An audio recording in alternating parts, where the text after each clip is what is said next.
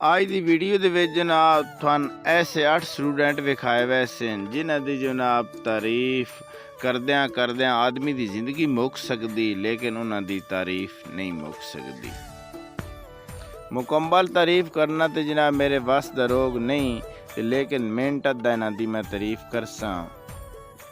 ये जनाब वो लड़के न जिहड़े जनाब हर क्लास दे विचों 8-8 वेरी जनाब फेल हो चुके हैं।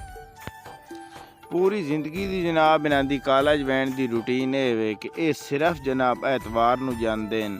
ऐतवार नूं कॉलेज दे विच मुकम्मल छुट्टी होंदी।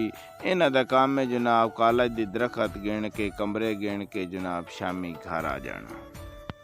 पूरी दुनिया दे विच जनाब अगर वर्ल्ड कप कराया वंजे नलैक स्टूडेंटां दा तां ओहदे विचों जनाब इन 8 दे विचों ही एक लड़का चैंपीयन बने ते वह भी जनाब पाकिस्तान दा ही लड़का चैंपीयन बनसी। मैन जनाब पक्का यकीन है।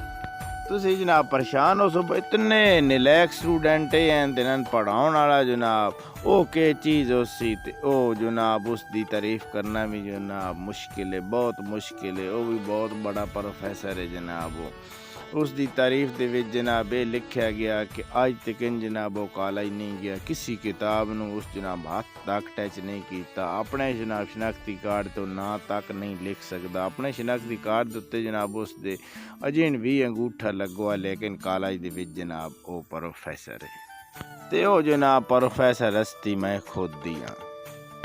साहबजादे जनाब पहुँच चुके हैं, क्लास जनाब लग गई, उस्ताद होरी भी जनाब आ गए। उस्ताद होरी पूछ रहे हैं सुनाओ भाई तुहानू अज लैक्चर किस मौजू से दिता जाए।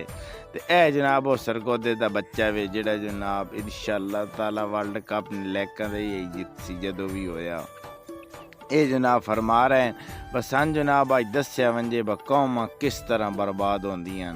तो उस्ताद होरी जनाब इन्हें दसन लगे ब कौमां जनाब इस तरह बर्बाद होंदियां। उस्ताद होरें जनाब एक बच्चा क्लास दे विचों जनाब खड़ा किया, उन्होंने आख्या जा दफ हो जा, आज तो बाद अगर तू स्कूल में नजर आया तो तेरी मैं मार मार के चमड़ी ला छोड़नी, तेरी लत्तां बांध छोड़नियां। बच्चे जनाब ये नहीं पूछा उस्ताद जी मेरा कसूर क्या है, तुसी मैन क्यों काट रहे हो। बच्चा जनाब उल्टा खुश खुश जनाब स्कूल दे विचों बच्चा जनाब चला गया। उस्ताद और जनाब बच्चे ने तसल्ली ना स्कूलों काट के जनाब वापस आए।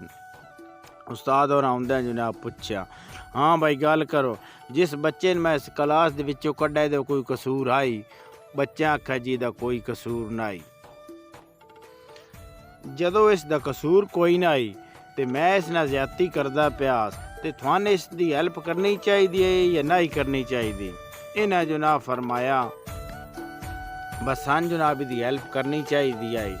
तो उस्तादा पूछा तुसा क्यों नहीं कीती।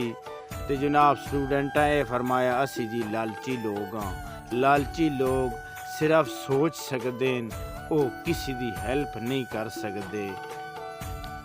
ते उस्तादा जनाब इन्होंने गल कीती यो वजह वे जदों तुहाडे सामने किसी नाल ज्यादती होवे ते तुसी अपने लालच नूं सामने रख के उसकी मदद ना करो।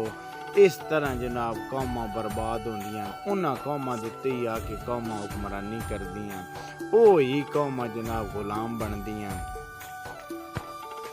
अज दी क्लास होई खत्म ते हुण चुप करके उठी के घर दा हो वंजो ते अगले एतवार नूं टाइम ना सुबह आ वंजिया है। अगली वीडियो तक इजाज़त। पाकिस्तान जिंदाबाद।